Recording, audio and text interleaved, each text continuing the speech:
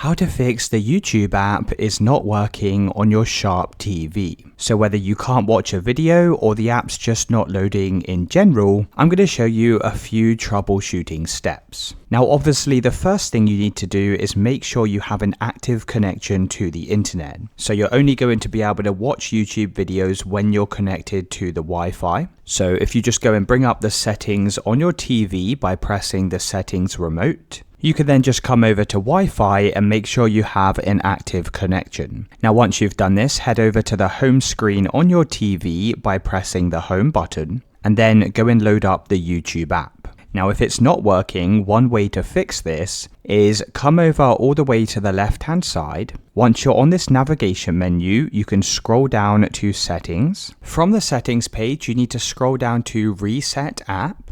And then you'll have the option to reset app. Go and click on this. And this will clear all of your saved YouTube settings. Now just bear in mind that when you do this, you will need to sign back in to your YouTube account. And you can check to see if it solves the issue. Now, if it's still not working, there is one final solution. So what we're going to do is just power cycle the device. So go and turn off your television like so, and you need to disconnect any cables going to the TV. So this could be HDMI cables and also the power outlet as well. Now, once your TV is disconnected from the power, you need to leave this unplugged for around about 60 seconds.